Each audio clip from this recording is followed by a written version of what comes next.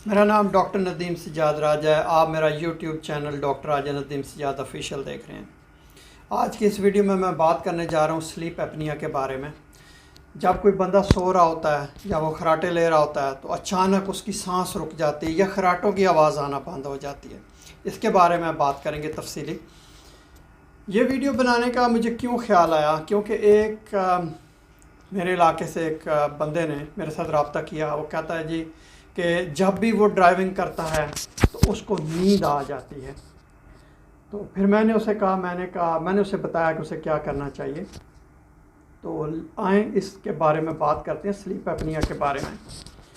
ये एक सीरियस बीमारी है जिसमें जब बंदा सो रहा होता है तो जो उसका सांस होता है वो रुक जाता है, और रात में कई दफ़ा ऐसे होता है कि उसका सांस रुक जाता है, फिर वो दोबारा सांस लेना शुरू कर देता है।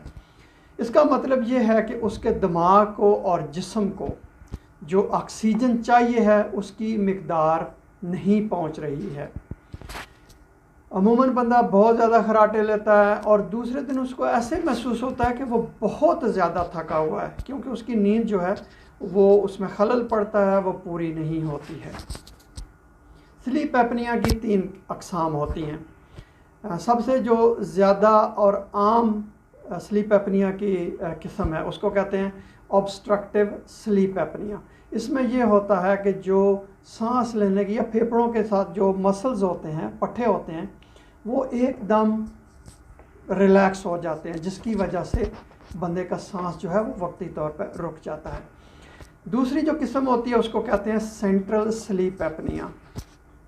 इसमें जो दिमाग है वो हुक्म देने से कासर हो जाता है या किसी भी वजह से वो हुक्म सही नहीं दे सकता फेफड़ों को या पट्ठों को कि वो सांस का अमल जारी रखें। और तीसरी जो किस्म होती है उसको कहते हैं कॉम्प्लेक्स स्लीप एपनिया सिंड्रोम। इसमें दोनों, जो पहली और दूसरी ऑब्स्ट्रक्टिव और सेंट्रल स्लीप एपनिया दोनों पाई जाती हैं। किन लोगों में स्लीप एपनिया होता है या कौन से रिस्क फैक्टर्स हैं? जो लोग मोटे हैं या जिनका वज़न बहुत ज़्यादा है, जिन लोगों की उम्र 40 साल से ज़्यादा है, या मर्द हजरात जिनकी गर्दन का साइज़ 17 इंच से ज़्यादा है, या वो औरतें जिनकी गर्दन 16 इंच से ज़्यादा है, इनमें स्लीप एपनिया के ज़्यादा इम्कानात होते हैं। या वो लोग जिनके टॉन्सिल्स गले में गदूद बढ़े हुए हों, जिनकी ज़बान लंबी हो, ये वो वाली ज़बानी जो मुहावरतन हम सुनते हैं कि फ़लाँ की ज़बान बड़ी लंबी है, लेकिन हकीकत में जिनकी ज़बान लंबी हो, या जो जबड़ा हो वो सही नॉर्मल ना हो, कोई भी उसमें ख़राबी हो, या जिन लोगों के ख़ानदानों में स्लीप एपनिया की बीमारी हो, या किसी एलर्जी की वजह से या नाक को टेढ़ा हो, उसमें भी स्लीप एपनिया होने के इम्कानात होते हैं। आइए अब बात करते हैं अलामात की। बहुत ज़ोर से खराटे लेता है जिस बंदे को स्लीप एपनिया हो।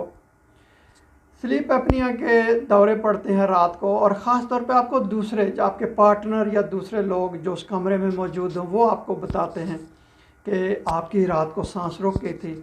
सोते हुए जो बंदा कोशिश कर रहा हो, ज़ोर से सांस ले रहा हो, ऑक्सीजन के लिए उसके जिस्म जो है वो ज़ोर से सांस बंदा ले रहा हो, जब आप सुबह उठें तो आपका जो मुंह है वो खुश्क हो, सर का दर्द हो सुबह के टाइम पे, और आपको सोने में दुश्वारी पेश आए, या आप दिन को बहुत आपको खुमार हो, या आपको गनूदगी तारी हो और आपको नींद आए, और ख़ास तौर पर जब आप उठे हुए हों दिन में और आपको अपनी तवज्जो मरकूज़ करने में मुश्किल पेश आए, तो ये ख़ास अलामात होती हैं स्लीप एपनिया की। या आप ड्राइविंग करते हुए, जैसा कि मैंने आपको कहा कि आप सो रहे हों या आपको नींद हो या नींद का गलबा हो, आप अक्सर चीज़ें भूल जाएं और आपकी जो दिलचस्पी है जिनसी अमल में वो कम हो जाए। स्लीप एपनिया की वजह से चूँकि आपकी नींद मुतासर होती है तो इसकी वजह से बेशुमार पेचीदगियाँ भी पैदा होती हैं। ब्लड प्रेशर बढ़ने का ख़तरा होता है, फालज का दौरा पड़ने का इम्कान होता है, दिल के दौरे का इम्कान होता है, दिल के धड़कने की जो रफ़्तार है वो बेतरतीब हो जाती है, शुगर होने के इम्कानात बढ़ जाते हैं, बंदा डिप्रेशन का शिकार हो जाता है। उसके बाद उसको सर दर्द की शिकायत रहती है।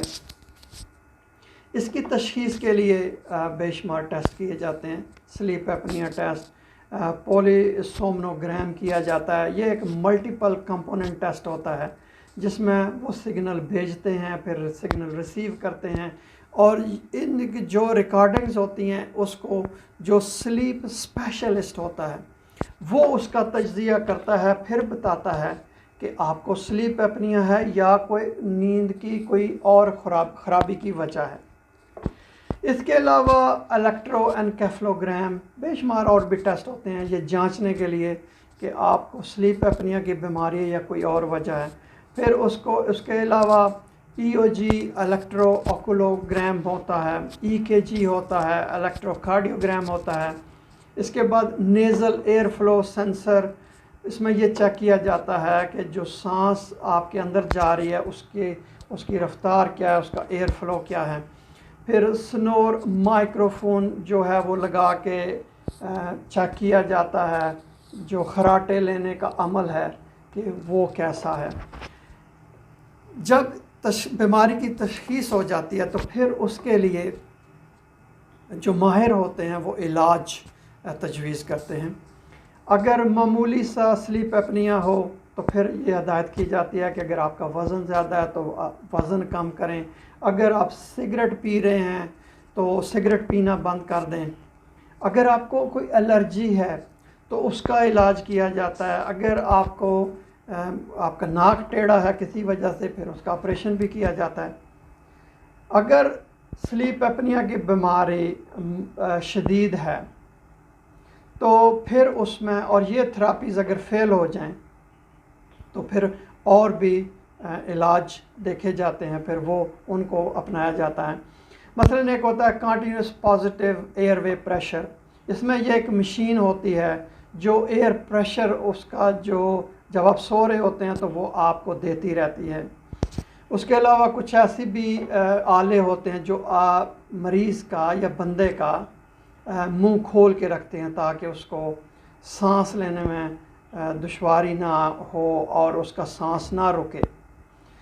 अगर किसी वजह से स्लीप एपनिया, किसी और बीमारी की वजह से, उसका इलाज किया जाता है।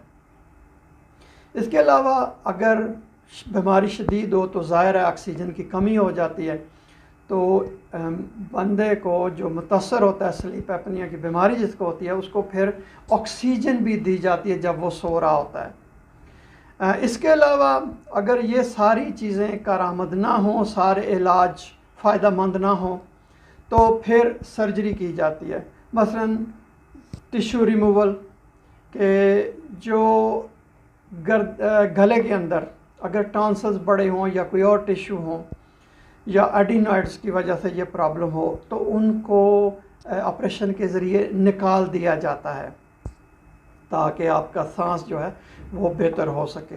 या फिर सर्जरी के ज़रिए जो टिश्यू होते हैं उनको श्रिंक किया जाता है। अगर अगर जबड़े में कोई मसला है, कोई पैदाइशी नुक्स है तो उसकी सर्जरी करके उसको सही किया जाता है। उसके अलावा कुछ इम्प्लांट्स यानी कि सॉफ्ट किस्म के रॉड जो हैं वो रखे जाते हैं गले के अंदर ताकि आपका जो सांस लेने का अमल है वो जारी रहे, और ये अमूमन ऑपरेशन के ज़रिए बेहोश करके फिर रखे जाते हैं।